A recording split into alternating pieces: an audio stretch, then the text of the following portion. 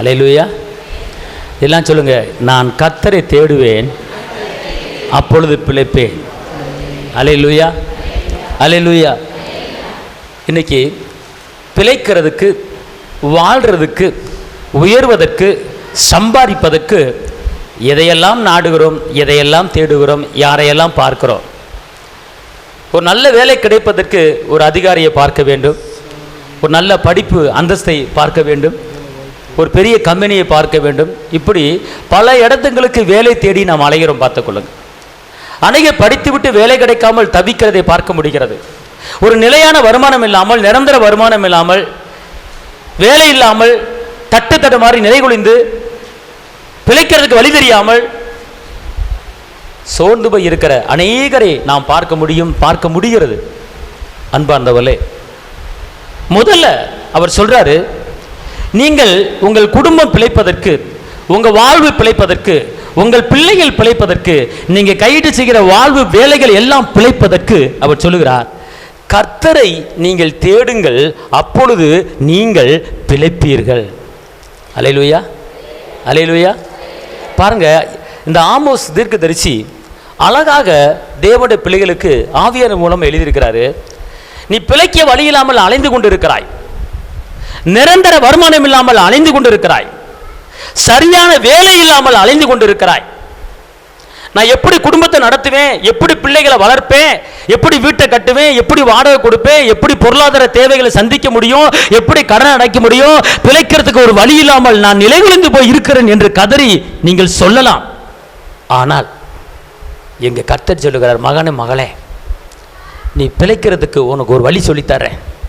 ஒரு நல்ல வேலை கிடைக்கலையே, ஒரு நல்ல சம்பாத்தியமுள்ள வேலை எனக்கு வரலையே, என் கணவனுக்கு ஒரு நல்ல வருமானம் இல்லையே, என் கணவனுக்கு வருகிற அந்த வருமானத்தில் நான் மைனஸ்ல தான் குடும்பத்தை நடத்தி கொண்டு இருக்கிறேன், மிச்சம் எடுத்து வைக்க முடியாமல் தான் குடும்பத்தை நடத்தி கொண்டு இருக்கிறேன், என் பிள்ளைக்கு பீஸ் கட்ட முடியல, வீட்டு வாடகை கொடுக்க முடியல, தட்டு தடுமாறதை என் குடும்பத்தை ஓட்டி கொண்டு இருக்கிறேன், நடத்தி கொண்டு இருக்கிறேன், பிள்ளைகளை படிக்க வைக்க முடியாமல் கடனை வாங்கி பீஸை கட்டி கொண்டு இருக்கிறேன் என்று கதறி நீங்க வேதனைப்பட்டு நீங்க சொல்லலாம். நான் சொல்லுகிறேன், ஒரு காரியத்தை கேளுங்கள். எல்லா காரியத்தையும் ஒரு ஓரத்தில் ஒதுக்கி வைத்துவிட்டு நீங்கள் தேவனண்டை கிட்டி சேருவதற்கு காலத்தையும் சமயத்தையும் தேடுங்கள். கர்த்தர் சொல்லுகிறார் இந்த வசனத்தில், அவர் இஸ்ரவேல் வம்சத்தாருக்கு சொல்லுகிறதாவது, அதாவது ஊருக்கு சொல்ல, உலகத்துக்கு சொல்ல, உலக மனிதருக்கு சொல்ல, இஸ்ரவேல் வம்சத்தாருக்கு நான் சொல்றேன், தேவனை ஏற்றுக்கொண்டவர்களுக்கு நான் சொல்லுகிறேன், ரட்சிக்கப்பட்டவர்களுக்கு நான் சொல்றேன், இயேசுடைய பெயர்களை, கிறிஸ்துவ பெயர்களை வைத்துக் கொண்டு இருக்கிறவர்களுக்கு நான் சொல்லுகிறேன். அவர் சொல்லுகிறார், இஸ்ரவேல் வம்சத்துக்கு நான் சொல்றேன். அப்படின்னா என்ன அர்த்தம் கேட்டீங்கன்னா, இயேசுவை சொந்த இரட்சகரா ஏற்றுக்கொண்டவர்கள் எத்தனை பேர்களோ அத்தனை பேர்களுக்கு நான் சொல்லுகிறேன். இன்னைக்கு நாம் தான் வாழ்ந்திருக்க வேண்டும், நாம் தான் உயர்ந்திருக்க வேண்டும், நாம் தான் செழித்திருக்க வேண்டும், நாம் தான் பெருக வேண்டும். அப்படிப்பட்ட வாக்குத்தத்தங்களை பெற்ற ஜனங்கள், அவர்களுக்கு தேவன் சொல்லுகிற ஒரு காரியம், இஸ்ரவேல் வம்சத்தாருக்கு, உங்க சந்ததிக்கு நான் சொல்றேன், அதாவது என்னை தேடுங்கள், அப்பொழுது பிழைப்பீர்கள். அன்பார்ந்தவர்களே, நீங்க யாரை தேடுறீங்களோ தேடலையோ, கர்த்தரை தேடுங்கள், கர்த்தரை தேடுங்கள். அவரை தேடி நாடி ஓடி வாருங்கள், அவரை தேடி நாடி ஓடி வாருங்கள். அவர் உங்களை பிழைக்கிறதுக்கு உண்டான வழியை உருவாக்கிடுவார். கல்யாண வயசில் உங்கள் பிள்ளைக்கு இருந்தால் அந்த பிள்ளையை பற்றி கவலைப்படாதீங்க, கர்த்தரை மட்டும் தேடுங்க, உங்கள் பிள்ளை காரியத்தை கர்த்தர் பொறுப்படுத்திக் கொள்வார். ஆமென் சொல்லுங்க. அல்லேலூயா, அல்லேலூயா.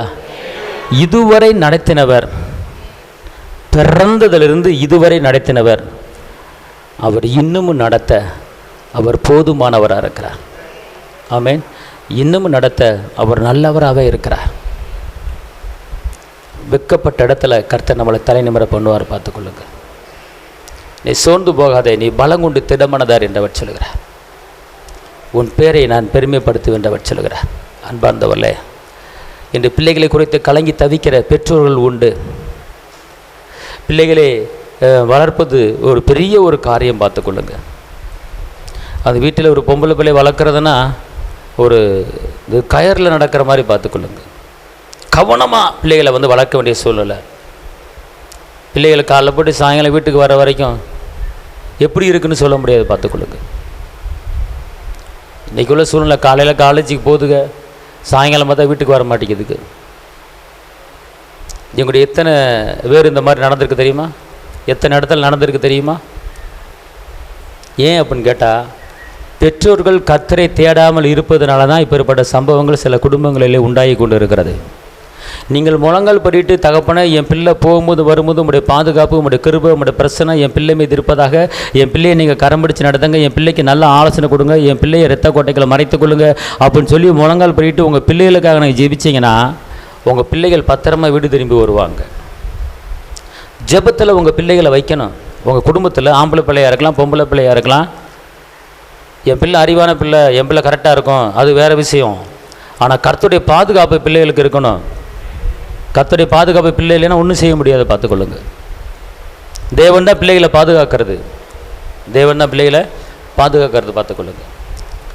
ஒரு டூ வீலரும் போய் கால் போயிருக்கு தெரியுமா உங்களுக்கு? நேற்று ஒரு சம்பவத்துக்கு ஜெபிக்க போயிருந்தேன். பைக்கில் ஒருத்தர் போனார், ஏத்தாப்பில் ஒருத்தர் பைக்கில் வந்தாங்களாம். கம்பி குத்தி விரல் 2 விரல் போயிடுச்சு. தலையில் ஒரு கம்பி குத்தி மூளையில் அட்டாக் ஆயிடுச்சு. கடைசியில் பார்த்தா லட்சக்கணக்கில் செலவு பார்த்துக்கொள்ளுங்க. பெரிய லாரி ஒன்று மோதலை, பைக்குக்கு பைக்கு மோதி நடந்த காரியங்கள். இன்றைக்கி நம்ம வீட்டை விட்டு கிளம்புறோம்னா கர்த்தருடைய பாதுகாப்பு நம்மளுக்கு தேவை. அவர் சமூகம் நம்மளுக்கு முன்னால் செல்லணும் பார்த்துக்கொள்ளுங்க. அதுக்கு தான் ஜெபம் முக்கியங்கிறேன் நான். தேவனோடு உறவாடுகிறது முக்கியம் பார்த்துக்கொள்ளுங்க. அதான் கர்த்தரை தேடுங்கள் அப்பொழுது நீங்கள் பிழைப்பீர்கள் சொல்லப்பட்டிருக்கிறது. அப்போ பிழைக்கிறதுக்கு உண்டான வழி எங்கே இருக்குதுன்னு கேட்டால் கர்த்தரை தேடும்போது தான். உங்கள் பிள்ளைங்க ஸ்கூலுக்கு போக ஆரம்பிச்சிட்டாலே உங்கள் பிள்ளைகளுக்கு ஜெபம் பண்ண ஆரம்பிச்சிருங்க. அல்லது உங்கள் கணவர் வேலைக்கு போனாருன்னா உங்கள் கணவருக்காக ஜெபம் பண்ண ஆரம்பிச்சிருங்க. வீட்டில் இருக்கிற தாய்மார்கள், வீட்டில் இருக்கிற சகோதரிமார்கள் சமைக்கிறதுக்கு 1 மணி நேரம் தான் ஆகும், இல்லை 1/2 மணி நேரம் தான் ஆகும். நான் என்ன சொல்கிறேன், மத்தியானம் சமைச்சு வச்சுப்புட்டு நேராக ஜெபிக்கிற ரூம் இருந்துச்சுன்னா, இல்லை நீங்கள் தனியாக இருக்கிற இடத்துல போய் உட்காந்து முழங்கால் படிட்டு உங்கள் வீட்டுக்காருக்காக நீங்கள் என்ன செய்யுங்க, ஜெபிங்க. 2வது உங்கள் பிள்ளைகளுக்காக ஜெபிங்க. 3வது வருமானத்துக்கு ஜெபிங்க. 4வது என் குடும்பத்தில் இருக்கிற ஒவ்வொருத்தருக்கும் சுகத்தின் வல்லமைக்காக ஜெபிங்க. போக்குவரத்துக்கு ஜெபிங்க, பாதுகாப்புக்கு ஜெபிங்க. இப்படிலாம் ஜெபிச்சு முடிச்சுட்டு தேசத்துக்காக ஜெபிச்சு பாருங்க, சபைக்காக ஜெபிச்சு பாருங்க. கர்த்தர் ஒரு கூடிய விரைவிலே ஒரு பெரிய மாற்றத்தை செய்வார். ஜெபிச்சு முடிச்சுட்டு சில விசுவாச வார்த்தைகளை நீங்கள் என்ன செய்யணும், பேசணும் பார்த்துக்கொள்ளுங்க.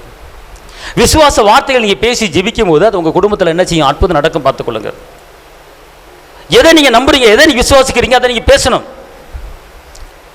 எபிரேயர் 10:23 சொல்லுகிறது, நாம் நம்முடைய நம்பிக்கையை அறிக்கையிடுவதில் அசைவில்லாமல் உறுதியாக இருக்க கடவோம். வாக்குத்தத்தம் பண்ணினவர் உண்மை உள்ளவராக இருக்கிறாரு. அவர் வாக்குத்தத்தத்தை வாயை திறந்து அறிக்கை பண்ணணும். அவர் வாக்குத்தத்தத்தை வாயை திறந்து சொல்லணும். அதாவது தேவனுடைய வசனத்தை நீங்க நம்பாம போட்டீங்கன்னா பாவம் பண்றீங்க. ரோமர் 14:23 சொல்கிறது, விசுவாசத்தில் வராத யாவும் பாவம். வார்த்தையை விசுவாசிக்க வேண்டும். இல்லாததை இருக்கிறது போல அழைக்கிற தெய்வம். விசுவாசம் என்பது நம்பப்படுகிற உறுதியை காணப்படாத நிச்சயம். இப்போ உங்க வீட்டுக்காரர் வாரம் 2000 கொடுத்தாருன்னா உங்க வீட்டுக்காரர் வாரம் 5000 கொடுக்கறாருன்னு சொல்லி நீங்க இல்லாததை இருக்கிறதா நீங்க பார்த்து நீங்க ஜெபிக்கணும். அல்லேலூயா சொல்லுங்க. அல்லேலூயா. உங்க வீட்டுக்காரர் எவ்வளவு கொடுக்கறாரு? ஒரு பாரு, நான் சொல்கிறது கூட விசுவாசம் சொல்கிறேன். 1000 தான் கொடுப்பாரு, 700 தான் கொடுப்பாரு, 800 தான் கொடுப்பாரு. அல்லேலூயா. அல்லேலூயா. என்ன அதனால் இப்போல்லாம் இந்த மூடை சுமக்கிறவங்களாம் அவங்கள போல் சம்பாதிக்கிற ஆள் யாருமே கிடையாது. டெய்லி 1000 ரூபா பார்க்குறாங்க. அல்லேலூயா. கருப்படி சம்பளம் கலவுறாலும் அப்படியே பார்க்குறது கிடையாது. ஏன்னா டெய்லி 1000 ரூபா 30,000 ஆகிப்போச்சு. அந்த 30,000 வச்சு அவங்க குடும்பத்தை எப்படி தெரியுமா கட்டலாம்? 10,000 செலவு பண்ணுங்க, 20,000 சேவிங் பண்ணி வைக்கலாம். ஆனால் அவங்க வீட்டில் போய் கேட்டால் ஒன்றுமே இல்லை, தொட்டுக்க தொடச்சிக்க, அங்கே கொடுத்தேன் இங்கே கொடுத்தேன், கையில் ஒன்றும் இல்லை அப்படின்னு சொல்ல வேண்டிய ஒரு நிலைமை. அல்லேலூயா. ஏன் அப்படி வருது அப்படின்னு கேட்டிங்கன்னா, வசனம் சொல்லுது, தண்ணீர் பாய்ச்சுகிறவனுக்கு கொடுக்கிறவனுக்கு, அல்லேலூயா, ஊழியத்துக்கு கொடுக்க பழகிக்கொள்ளுங்க. கர்த்தருக்கு 10ல் 1 கொடுக்க நீங்கள் பழகுங்க. 1000 ரூபா சம்பாதிச்சிங்கன்னா 100 ரூபா கர்த்தருக்குன்னு கொடுக்க எடுத்து வச்சிருங்க. வீட்டுக்காரர் வந்து 1000 ரூபா கொடுத்தாருன்னா 1000 அப்படியே செலவு பண்ணாதீங்க. அந்த 1000 ரூபாயில் 100 ரூபா எடுத்து தனியாக ஒரு டப்பாவில் போட்டு வைங்க. கர்த்தருடைய பணம், கர்த்தர் காசு, கர்த்தருக்கு ஊழியம் செய்யக்கூடிய காசு அப்படின்னு தனியாக எடுத்து டப்பாவில் போட்டு வைங்க. அப்போ பாருங்கள் உங்கள் வீட்டில் எப்படி டெவலப்மெண்ட் ஆகுறீங்க, எப்படி முன்னேறீங்க. இதனால என்னை நீ சோதிச்சு பாரு அப்படின்னு மல்கியால சொல்லப்பட்டிருக்கு. என்னை சோதிச்சு பாரு அப்படிங்கிறார், டெஸ்ட் பண்ணு அப்படிங்கிறார். ஏன் குடும்பத்தில் வறுமை, ஏன் குடும்பத்தில் கஷ்டம், ஏன் நிலையான வருமானம் இல்லைன்னு கேட்டால் நீங்கள் கர்த்தர் பணத்தில் கையை வைக்கிறனால, கர்த்தர் பணத்தை நீங்கள் வந்து அபகரிக்கிறனால தான் நீங்கள் வஞ்சிக்கிறீங்க அப்படிங்கிறார். மல்கியால என்ன சொல்லப்பட்டிருக்கு? நீங்கள் என்னை வஞ்சிக்கிறீர்கள் அப்படின்னு சொல்லப்பட்டிருக்கு. உங்க சம்பாதத்தில் 10ல் 1 கர்த்தருடைய ஊழியத்துக்கு பயன்படும்படியாக, 10ல் 1 உங்கள் ஆலயத்திலே ஆகாரம் உண்டாயிருக்கும்படியாக போட்டிருக்கு வசனம்.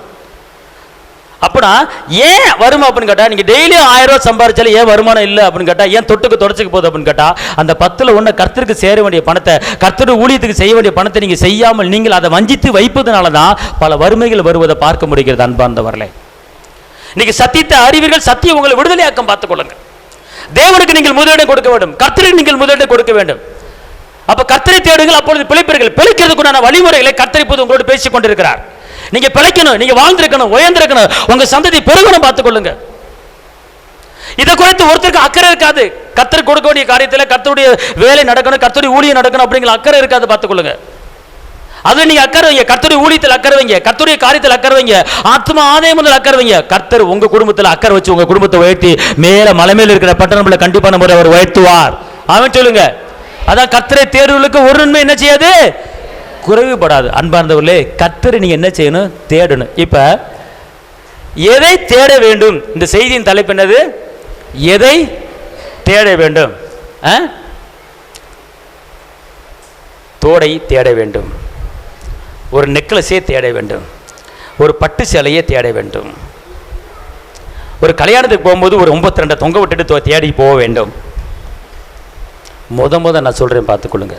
நீங்கள் இவரை தேடிட்டீங்கன்னா நீங்கள் கேட்காமலே உங்கள் வீட்டுக்கார கழுத்தில் ஒவ்வொன்றா மாதம் ஒவ்வொன்று வாங்கி கொடுத்துருவார். கையை தட்டி அப்பாக்கு நடி சொல்லுங்க. அல்லேலூயா. நீங்கள் மட்டும் கர்த்தர் மட்டும் சரியாக உட்காந்து தேடிட்டே இருங்க. உங்கள் வீட்டுக்காரர் உங்கள் பிறந்த நாளைக்கு ஒரு நெக்லஸு, உங்கள் கல்யாண நாளைக்கு ஒரு நெக்லஸு, உங்கள் பிள்ளை பிறந்த நாளைக்கு ஒரு நெக்லஸை அவர் உங்களை கேட்காமலே வாங்கிட்டு வந்து, அம்மா கண்ணை மூடு, கண்ணை மூடு, என்னங்க சொல்லுங்க, நீ கண்ணை மூடு சொல்கிறேன் அப்படின்னு வர அவர். தங்கார் என்னங்க, நாளைக்கு உனக்கு கல்யாண நாள் இல்லையா? சே, நாளைக்கு நம்மளுக்கு கல்யாண நாள் இல்லையா? அதனால என்ன இந்த நெக்லஸ் அப்படின்னு சொல்லி கொடுத்துருவாரு. நல்லா இருக்குங்க, எப்போங்க வாங்கினீங்க என்று சொல்லவே இல்லைங்க அப்படின்னு வீட்டுக்கார பார்க்காம இதை பார்த்துக்கிட்டு உங்கள் வீட்டுக்காரருக்கு நீங்கள் ஜெபம் பண்ணுங்க, உங்கள் கணவருக்கு ஜெபம் பண்ணுங்க. முதல் உங்கள் கணவர் ரிச்சிப்படையின்னு ஜெபம் பண்ணுங்க. அப்புறம் பார்த்துக்கொள்ளுங்க. நீ வீட்டில் முழங்காலம் முடக்கி உங்கள் கனவு இங்கே இருங்க, ஒரு பாதி வணங்கிருந்தோம்னா பருவத்தில் சந்தோஷம் உண்டாகும். சகைவு ரிச்சிப்படை செய்த தேவனே என் கணவர் ரிச்சிப்படையை வைங்க, சவுல பவுலா மாத்திர தேவனே என் கணவரை பவுலா மாத்துங்க. அப்படி கேட்டு பாருங்க அக்காமாரு சகோதரிமாருங்க. கண்டிப்பான முறையில் உங்கள் கணவர் ரிச்சிக்கப்பட்டு உங்கள் கணவர் ஒயிட் அண்ட் ஒயிட் போட்டு கையில் பைபிளோடு சர்ச்சுக்கு வர போகிறாரு, அவரும் ஊழியம் பண்ண போகிறாரு, அவரும் இயேசுவின் நாமத்தை பறைசாற்ற போகிறாரு. இன்னைக்கு மனைவி வருவாங்க, கணவன் வரமாட்டார். நான் என்ன சொல்கிறேன், கணவன் வராத மனைவி மாதிரி நீங்கள் உட்காந்துருந்தா மத்தியானம் சோறு போடாதீங்க, மத்தியானம் சோறு போடாதீங்க. பசிக்குதுமா, நீ சர்ச்சுக்கு வரல போடா, தைரியமா பேசு, ஆண்டவர் தான் எனக்கு முக்கியம், இயேசு தான் எனக்கு முக்கியம். சோத்த போட முடியாது, நீ என்னை விட்டாலும் சரி எனக்கு இயேசு தாயா வேணும். எனக்கு நீ இயேசுவை தடம் வேற எங்கே தேடி போனேல, பணம் வேணும்னு சொல்லி தேடி போனேல, பணம் வேணும் காசு வேணும் தேடி போனேல, போய் அங்கே போய் சாப்பிடு போ, நான் போட மாட்டேன் அப்படின்னு எந்த மனைவியாவது சொல்றீங்களையா? அப்படி சொல்லணும். அப்பதான் நீ உண்மையில இயேசு மேல உண்மையான அன்பு, இயேசு மேல உண்மையான பாசம், இயேசு மேல எத்தனை மனைவி மாதிரி உட்காந்து எத்தனை கணவன் மாதிரி வராம உட்காந்து இருக்கீங்க. எதுக்கு கல்யாணம் முடிக்கிறீங்க? சோடியா வரணும், சோடியா போகணும். அல்லேலூயா. நீ முன்னாடி போ, நான் பின்னாடி. அதுக்கு ஏசப்பா ஒண்ணா நினைச்சிருக்கிறாரு. இன்பத்துல துன்பத்துல கஷ்டத்துல நஷ்டத்துல 2 பேரும் ஒன்னா சொல்லி வாக்குத்தத்தம் பண்ணி அறிக்கை பண்ணி தானே கல்யாணத்தை முடிக்கிறீங்க.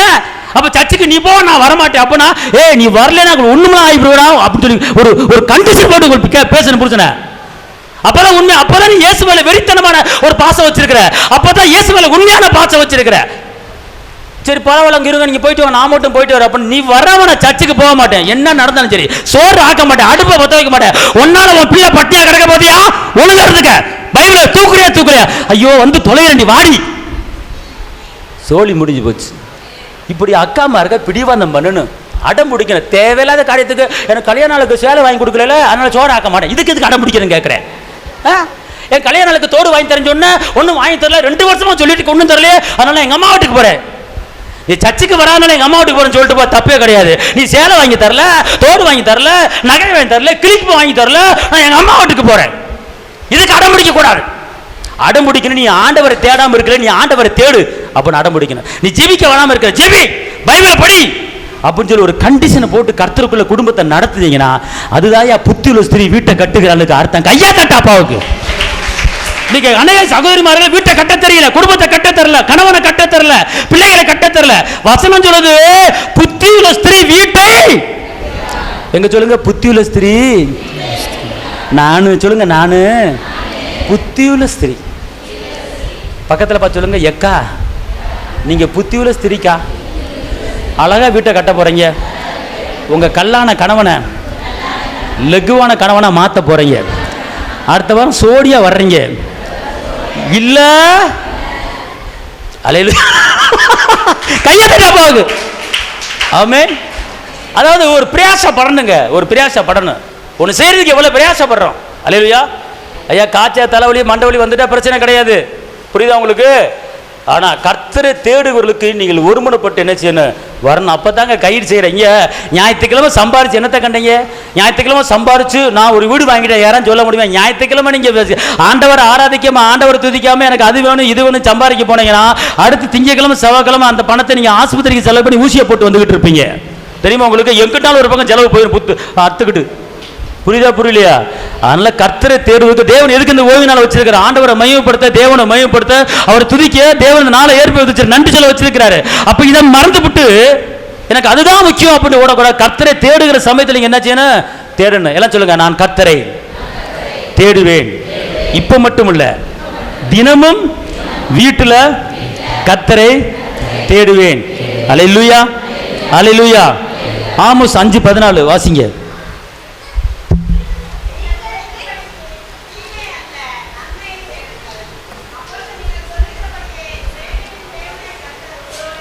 நல்ல அந்த வசனத்தை நோட் பண்ணிக்கொள்ளுங்க அன்பார்ந்தவர்களே. வாக்குத்தத்தம் பண்ணியவர் உண்மை உள்ளவர், அவர் உங்களோடு பேசிக் கொண்டிருக்கிறார். நீங்கள் எதை தேட வேண்டும் என்று பேசிக் கொண்டிருக்கிறார். ஆமோஸ் 5:14 சொல்லுகிறது. என்ன சொல்கிறது என்று கேட்டால், நீங்கள் பிழைக்கும்படிக்கு எப்படி போட்டிருக்கு? இங்க பாருங்க, நீங்கள் பிழைக்கும்படிக்கு கர்த்தரை தேடுங்கள் அந்த வசனத்தில் வாசித்தோம். ஆனா இந்த வசனம் என்ன வாசிக்கிறோம்? நீங்கள் பிழைக்கும்படிக்கு, நீங்கள் வாழும்படிக்கு, நீங்கள் உயர்ந்திருக்கும்படிக்கு, நீங்கள் செழித்திருக்கும்படிக்கு என்ன செய்ய வேண்டும் என்றால், நீங்கள் பிழைத்திருக்கும்படி தீமையை அல்ல நன்மையை.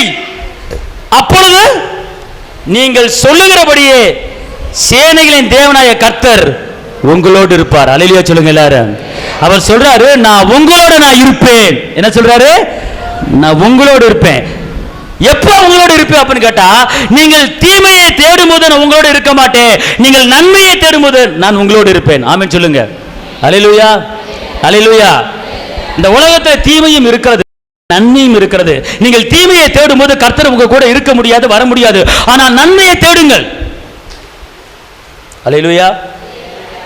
சமாதானம் இல்லாத ஒரு குடும்பத்துக்கு நீங்க சமாதானம் பண்ண வைக்க நீங்க போனீங்கன்னா நீங்கள் நன்மையே தேடுகிறீர்கள். சமாதானம் உள்ள குடும்பத்தை சமாதானம் இல்லாமல் பிரிக்கிறதுக்கு நீங்க துணையா இருந்தீங்கன்னா நீங்க தீமைக்கு துணை போறீங்க. கர்த்தர் உங்க கூட வரமாட்டாரு. ஆலயத்து வருகிற மக்களை ஆலயத்துக்கு வரவிடாமல் தடுத்தால் நீங்கள் தீமைக்கு உடந்தையா இருக்கீங்க. தேவனுடைய கோபாக்கன உங்க தலைமையில விழு. ஆலயத்துக்கு வராதவர்களை ஆலயத்தை வர வைப்பதற்கு நீங்கள் முயற்சி பண்ணி, சபைக்கு வரக்கூடிய ஆலய நீங்க வர வைப்பதற்கு முயற்சி பண்ணி கர்த்தருக்கு ஊழியம் செய்ய நீங்க விரும்புனீங்கன்னா நீங்க நன்மை செய்றீங்க. ஆனா சர்ச்சுக்கு வரக்கூடிய ஆளு இந்த சர்ச்சுக்கு போகாது, அந்த சர்ச்சுக்கு வா, இந்த சர்ச்சுக்கு வா, அங்க போ, இங்க போ அப்படின்னு வந்து ஆகாசன சம்பாஷணைகளை பண்ணி ஒரு விசுவாசியை கெடுத்து நாசம் பண்ணீங்கன்னா நீங்க தீமை செய்யறீங்க. தேவனுடைய கோபாக்கன உங்க தலைமையில விழும். இந்த கல்லின் மேல் மோதிரவன் நொறுங்கி போவான். தேவனுடைய ஊழியத்தின் மேல கையை வைக்காத, தேவனுடைய ஊழியத்தை பத்தி பேசாத, சுவிசேஷ ஊழியத்தை பத்தி பேசாத, மிஷனரி ஊழியத்தை பத்தி பேசாத. கர்த்தர் கோபாக்கிறவன் தலைமையில விழும். தேவனுடைய வார்த்தை சொல்லுகிறது, எனக்கு எவனவன் இருள் உண்டாக்குறானோ அவன் தலையில கல்லை கட்டி சமுத்திரத்தில் தள்ளப்பட கடவன். தேவனுடைய ஊழியத்துக்கு விரோதமாக, இயேசுவுக்கு விரோதமாக யார் செயல்படுகிறார்களோ அதை கழுத்துல கல்லை கட்டி சமுத்திரத்தில் தள்ள பிடிக்கிறாரு. அப்படிப்பட்ட ஒரு கோபாக்கினை விழுகும். தேவனுக்கு இந்த கல்லின் மேல் மோதினவன் நொறுங்கி போவன் என்று சொல்லப்பட்டிருக்கிறது. அன்பார்ந்தவர்களே, ஊழியம் என்பதா சாதாரணம் அல்ல. வானத்தையும் பூமி உண்டாக்கின சர்வ வல்லவருடைய ஊழியம் பார்த்துக்கொள்ளுங்க. அவர் உண்டாக்கின ஊழியம் பார்த்துக்கொள்ளுங்க. வானத்தையும் பூமி உண்டாக்கின சர்வ வல்லவர் அவருடைய நாமத்தை பறைசாற்றுகிற இந்த ஊழியத்துக்கு விரோதமாக பேசப்படுகிற எல்லா நாவுகளும் கட்டப்பட்டு போக முடியாது. தேவனுடைய வல்லமை ஊற்றப்பட்டுக் கொண்டு இருக்கிறது. ஒரே ஒரு மோசைக்கு விரோதமாக மீறியம் பேசினாங்க பார்த்துக்கொள்ளுங்க. உடம்புல குஷ்டம் வந்துருச்சு. உடம்புல குஷ்டம் பார்த்துக்கொள்ளுங்க. விளைவினம் நல்லா தெரிஞ்சு கொள்ளுங்க. அதுதான் எதை பேசணும் எதை பேசக்கூடாது அப்படிங்கிறது. நன்மை மட்டும்தான் செய்யணும், தீமை யாருக்கும் செஞ்சிடாதீங்க. இங்க என்ன சொல்லப்பட்டிருக்கு? நீங்கள் பிழைக்கும்படி நன்மையை தேடுங்கள், தீமையை தேடாதீங்க. நீங்க தீமையை தேடினால் தேவன் உங்களுக்கு தென்பட மாட்டார். இந்த வசனம் என்ன சொல்லுது பார்த்துக்கொள்ளுங்க. நீங்கள் பிழைக்கும்படிக்கு தீமையை அல்ல நன்மையை தேடுங்கள், அப்பொழுது நீங்கள் சொல்லுகிறபடியே சேனைகளின் தேவனாய கர்த்தர் நீங்கள் சொல்லுகிறபடியே நீங்கள் பேசுகிறபடியே நான் உங்க கூட நான் இருந்து உங்களை கரம் பிடித்து நான் நடத்துவேன். அல்லேலூயா. கைத்தட்டப்பா நடி சொல்லுங்க அல்லேலூயா. அப்ப எல்லாம் சொல்லுங்க, நானு நன்மையை மாத்திரம்தான் தேடுவேன். சரி, நன்மையில ஒரு 4-5 காரியம் சொல்லுங்க பாப்போம். நன்மையில இப்ப நான் தீமை சொல்றேன். ஒருத்தருக்கு ஒருத்தர் சண்டையை மூட்டி விட்டீங்கன்னா அதுக்கு பேர் என்னது? தீமை. ஒருத்தர் மேலே பொறாமப்பட்டீங்கன்னா அதுக்கு பேர் தீமை. ஒருத்தர் வேலையை நீங்கள் கெடுத்தீங்கன்னா அதுக்கு பேர் தீமை. அடுத்த ஒரு வாழ்க்கையை கெடுத்தீங்கன்னா அதுக்கு பேர் தீமை. ஆனால் தீமை இல்லாத நன்மைகள் நிறைய இருக்குது. அந்த நன்மையை நீங்கள் செஞ்சீங்கன்னா கர்த்தர் கூப்பிட்டவுடன் வந்து எங்கே இருங்க அழகா, எவ்வளோ அழகா ஆண்டவர் சொல்கிறார் பார்த்துக்கொள்ளுங்க. எங்கே இருக்கல அதான் நன்மையை தேடுங்கள், அப்பொழுது நீங்கள் நன்மையை தேடுங்க, அப்பொழுது நீங்க சொல்லுகிறபடியே ஐயா நீங்கள் சொல்லுகிறபடியே சேனைகளின் தேவனாய கர்த்தர் என்னோடு இருப்பார். எவ்வளவு ஒரு இங்க இருங்களேன். நம்ம தேவன் வந்து நான் உனக்கு செய்ய போறேன்பா, ஒன்னு நீ கஷ்டப்பட வேணாம், நீ ஒன்னு செய்ய, எந்த ஒரு தீமையை பத்தி பேசாத, அவிசுவாசத்தை பத்தி பேசாத, நீ நன்மை மட்டும் பேசு, நன்மை மட்டும் செய்ய, நான் உன் கூட இருக்கிறேன். இன்னைக்கு நிறைய பேர் நினைச்சவன் தீமையை பேசுவாங்க. அவன் செத்துருவான், வாழ மாட்டான், அது தீமை. இவன் படிக்க மாட்டான், இவன் தேர மாட்டான், தீமை. இவங்க அப்பன மாதிரி வருவான், தீமை. இவன் தேர மாட்டான், தீமை. அப்ப ஒரு அவிசுவாசன வார்த்தைக்கு உங்க வாயில வந்துச்சுன்னா நீங்கள் தீமையை பேசுறீங்க. அதான் சொல்லப்பட்டிருக்கு ரோமர் 14:23, தேவனுடைய வசனத்தை நீங்கள் விசுவாசிக்காமல் போனால் நீங்கள் பாவம் பண்ணுகிறீர்கள். நான் வாழ்ந்திருப்பேன், ஓய்ந்திருப்பேன், செழித்திருப்பேன் என்று சொல்லி பாருங்கள், நன்மை உங்களை தேடி வரும். நான் வெளியே புறப்பட்டு போய் கொளுத்த கண்டுகளை வளருவேன் என்று பேசி பாருங்கள், நன்மை உங்களை தேடி வரும். நான் பிள்ளைகளின் சமாதானத்தை பார்ப்பேன் என்று நீங்கள் பேசி பாருங்கள், நன்மை உங்களை தேடி வரும். என் சந்ததி ஒளிவுமர கன்றுகள் போல வளர்ந்திருக்கும் என்று நீங்கள் பேசி பாருங்கள், நன்மை உங்களை தேடி வரும். அநேக ஜாதிகளை ஆளுவேன், அநேக ஜாதிகளுக்கு கடன் கொடுப்பேன் என்று நீங்கள் பேசி பாருங்கள், நன்மை உங்களை தேடி வரும். நான் திரும்ப வாழ வயதை பெற்றுக் கொள்வேன் என்று பேசி பாருங்கள், நன்மை உங்களை தேடி வரும். நான் வெளியே புறப்பட்டு போய் கொளுத்த கன்றுகள் போல வளருவேன் என்று பேசி பாருங்கள், நன்மை உங்களை தேடி வரும். என் வெளிச்சத்தில் ராஜாக்கள் ஒளிய ஜாதிகள் வருவார்கள் என்று நீங்கள் பேசி பாருங்கள், நன்மை உங்களை தேடி வரும். நான் திரும்ப வாழ்வதை பெற்றுக் கொள்வேன், நான் உன்னதமானவரை மறைவதை மறந்திருக்கேன், சர்வ வல்லவரின் நிலையிலே தங்குவேன் என்று நீங்கள் பேசி பாருங்கள், நன்மை உங்களை தேடி வரும். சமாதான காரணம் என்னோடு இருக்கிறார், நான் சமாதானத்தில் வல்லமையை தடுத்திருக்கிறேன் என்று பேசி பாருங்கள், நன்மை உங்களை தேடி வரும். எனக்கு விரோதமாக எழும்புகிற எந்த ஆயுதமா இருந்தாலும் இயேசுவின் நாமத்திலே வாய்க்காமலே போகும். ஒரு வழியா வருகிற போராட்டங்கள் இயேசுவின் நாமத்திலே அது ஏழு வழியா ஓடி போகும் என்று நீங்க வாயை திறந்து நீங்க பேசி பாருங்க, நன்மை உங்களை தேடி வரும். எனக்கு விரோதமாய் ஒரு பாளையம் இறங்கினால் என் இருதயம் பயப்படாது என்று பேசி பாருங்கள், நன்மை உங்களை தேடி வரும். எனக்கு விரோதமாக ஒரு வழியா வருகிற எல்லா போராட்டங்களும் இயேசுவின் நாமத்திலே ஏழு வழியா ஓடிப்போ என்று பேசி பாருங்கள், நன்மை உங்களை தேடி வரும். இயேசுவின் தழும்புகளால் நான் சுகமா இருக்கிறேன் என்று பேசி பாருங்கள், சுகம் உங்களை தேடி வரும். வாதை என் கூடாரத்து அணுகிறது, பொல்லாப்பு எனக்கு நேரிடாது என்று பேசி பாருங்கள், சுகம் உங்க குடும்பத்தை தேடி வரும். என் அலங்கத்துக்களை சமாதானம், என் அரண்மனைக்குள்ள சுகமும் இருப்பதாக என்று பேசி பாருங்கள், நன்மை உங்களை தேடி வரும். தீமையை பேசாதீர்கள், தீமையை நினைக்காதீர்கள், தீமையை யோசிக்காதீர்கள்.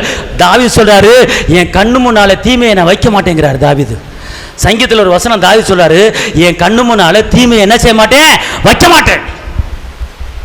அப்ப கண்ணு முன்னால வைக்க கூடாது, அப்ப நீங்க வாயை திறந்து பேசவும் கூடாது.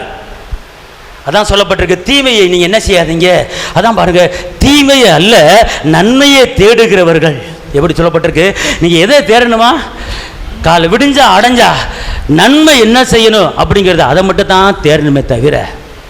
ஏங்க, ஒரு குடும்பம் கோர்ட்டில் டைவர்ஸ் ஆகி போச்சு, அதுக்கு ஜாமீன் கழுத்துக்கு போட கூப்பிடுறாங்க, கொஞ்சம் வர்றீங்களா கூட? ஆளை விடு சாமி, நான் நன்மை மட்டும் தான் செய்வேன். தேவன் இணைத்ததே மனிதன் பிரிக்காதிருக்க கடவுள் என்று சொல்லப்பட்டிருக்கிறது. இணைக்கிற தேவன், நான் இணைக்கிறதுக்கு தான் கூட வருவேன், பிரிக்கிறதுக்கு நான் வர மாட்டேன். எஸ், நன்மை உங்களை தேடி வரும். அல்லேலூயா, அல்லேலூயா.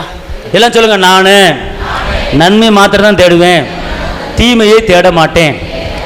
நான் எந்த தீமைக்கும் நான் உடந்தையாக இருக்க மாட்டேன். சபைக்கு விரோதமாக பேச மாட்டேன், ஊழியர்களுக்கு விரோதமாக பேச மாட்டேன், டிவி ஊழியர்களுக்கு விரோதமாக பேச மாட்டேன், மிஷினரி ஊழியர்களுக்கு விரோதமாக பேச மாட்டேன். அல்லேலூயா. நன்மையை மட்டும்தான் என் வாயிலிருந்து வரும். ஆமென் சொல்லுங்க. கொஞ்சம் ஃபயரை தான் சொல்லுங்களேன். நன்மை மட்டும்தான் என் வாயில வரும், தீமை வராது, தீமையான வார்த்தை வராது, கெட்ட வார்த்தை வராது, நல்ல வார்த்தை மட்டும்தான் வரும். கையை தட்ட போகுது. அல்லேலூயா. அதனால் வீட்டுக்காரர் தப்பு பண்ணாருன்னா, வீட்டுக்காரர் தெரியாத மண்டை 2 கொட்டு கொட்டிட்டாருன்னா உடனே அழுதுட்டு ஃபோனை போட்டு ஒப்பார வச்சு கம்ப்ளைண்ட் பண்ணக்கூடாது. என்ன செய்யணும்? அவருக்காக நைட்டு உட்காந்து என்ன செய்யணும்? ஜெபிக்கணும், பார்த்துக்கணும், ஜெபிக்கணும். ஆண்டவரே, என் வீட்டுக்காரர் என்னை நேசிக்கணும் ஆண்டவரே. அப்படி ஜெபிச்சிட்டிங்க வந்து சாரிமான்னு கேட்டு போயிடுவார், சோழி முடிஞ்சு. அல்லேலூயா. மாலையில் கோபம் என்றால் காலையில் அக்களிப்பு. ஆமென் சொல்லுங்க. அடுத்தபடியாக ரோமர் 2:7-8. ரோமர் 2:7-8 சீக்கிரம்.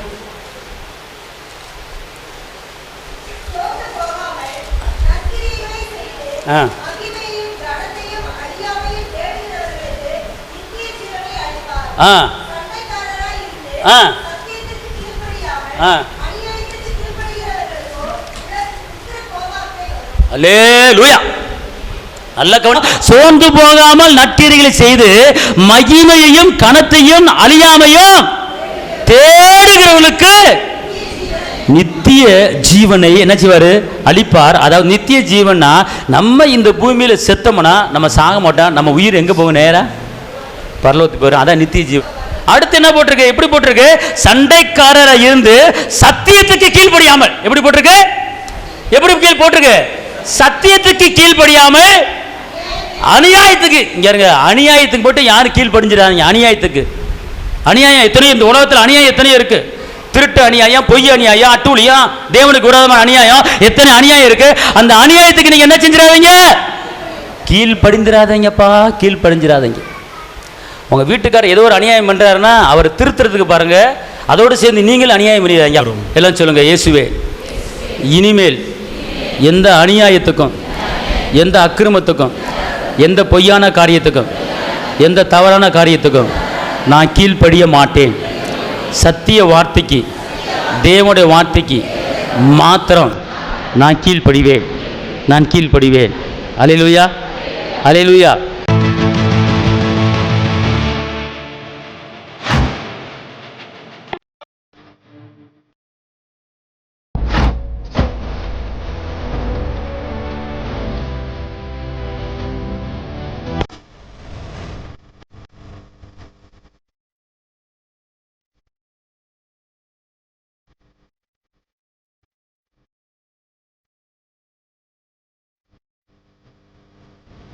உங்கள் வாழ்க்கையில் போராட்டமா, கண்ணீரா, வேதனையா?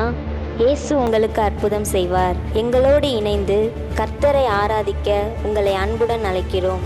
எங்கள் முகவரி: போதகர் சி. ஜீவா, திரியேக தேவ எழுப்புதல் ஆலயம், RS Nagar, Allampatti, Virudhunagar. Cell number 9443313673.